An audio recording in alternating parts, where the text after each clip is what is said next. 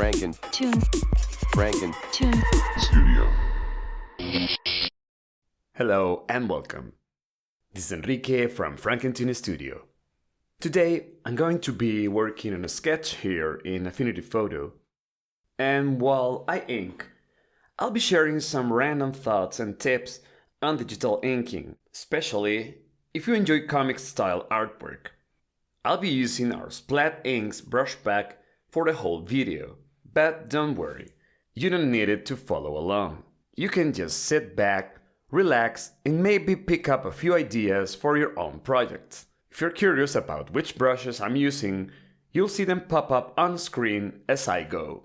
Before diving in, let's talk a bit about setup. You may notice that my sketch layer looks a little different. Instead of just lowering the opacity, I like to throw a cyan overlay on top.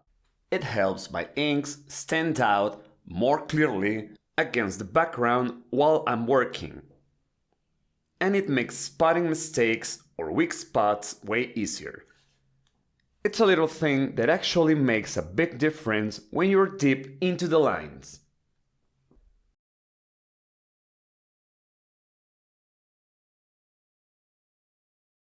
Starting can always feel intimidating, right? That first line feels like this huge commitment. What I find helps is using a simple brush with almost no pressure sensitivity at first. I'm just trying to block in shapes, get a feel for the movement, not chase perfect lines. It's like warming up before a sprint. You need to shake off that fear of making mistakes. Something you might notice while watching is that I rotate the canvas a lot. Like a lot. It probably looks a little weird on video, like I'm constantly spinning the page, but honestly, that's one of the best things about inking on the iPad. It feels just like rotating a real sheet of paper in your hands. It's a small natural movement that makes a huge difference when it comes to pulling confident, smooth lines. Instead of fighting awkward hand positions, you just move the canvas until it feels comfortable. Might look odd, but it definitely helps the final result. As I get more comfortable, I start thinking about volume. Inking is more than just tracing the sketch. It's about adding depth and weight. Thicker lines pull things closer to the viewer. Thinner lines push things back.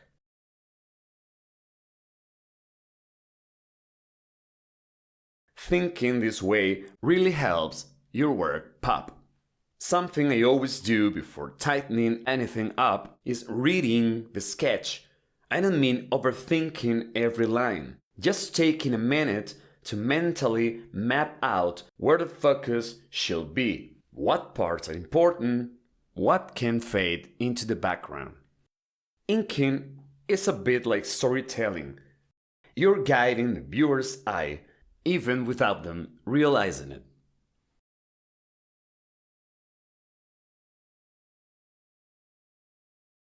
It's tempting to jump right into a stylized look, but I really try to avoid it early on.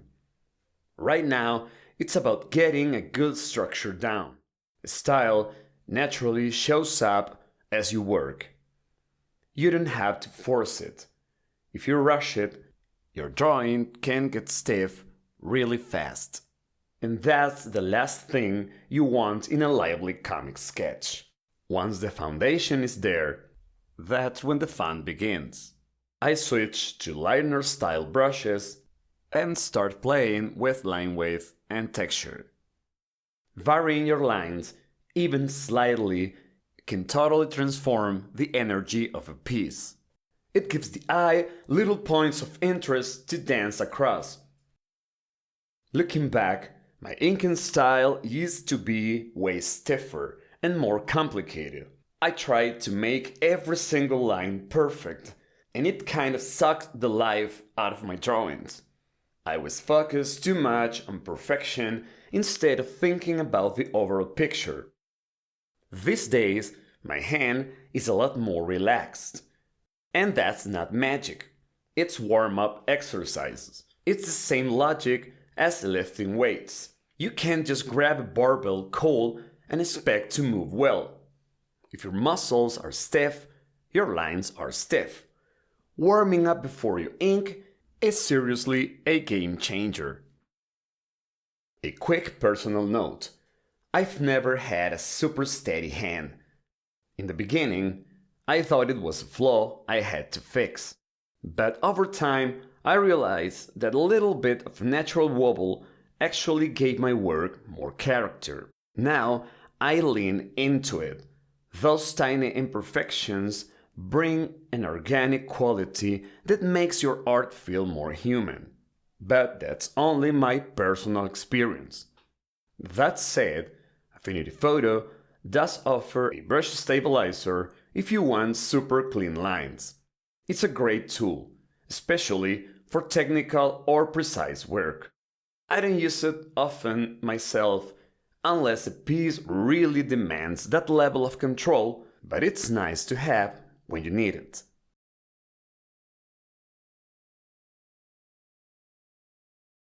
Something I love about inking is how relaxing it can be when you really get into it. Sure, you'll need concentration, but you also need to stay relaxed, to breathe, and enjoy the moment. It's almost therapeutic. At this stage, you've already laid down the structure of your work. You have your scene figured out. Now, inking becomes about interpretation, not just tracing. Delicate strokes can communicate fragility, intimacy, eeriness, while strong, bold, energetic strokes might convey strength, power, or urgency. Every piece you ink has its own mood, its own feeling to reveal. And you have to be contemplative, relaxed, and a bit intuitive to really discover how to tackle each one. Some areas I plan textures for ahead of time, but honestly, a lot of it is just figure out as I go. If a corner feels empty, I might throw in some cross-hatching or splatter textures. It keeps the process fun and spontaneous, and often those last-minute additions are what give a piece its best details. One thing that took me years to learn: sometimes less is more. It's really easy to overwork an inked piece, chasing some imaginary perfect version. But most of the time, energy matters more than perfection. If the piece feels alive, it's enough.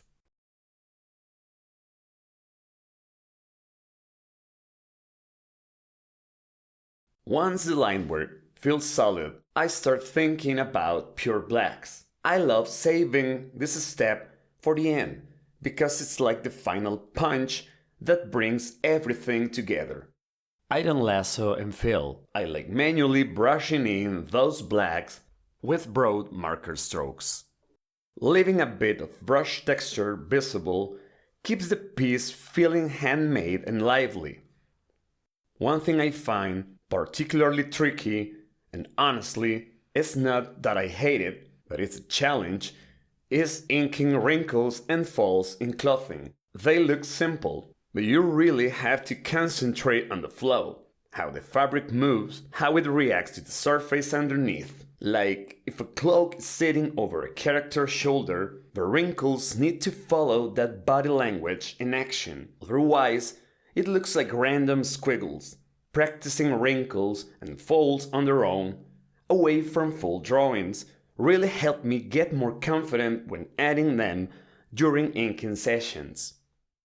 Before wrapping up, I zoom out and take one last look at the overall silhouette. If anything feels off balance, I make tiny tweaks. Otherwise, I just let the work stand as it is.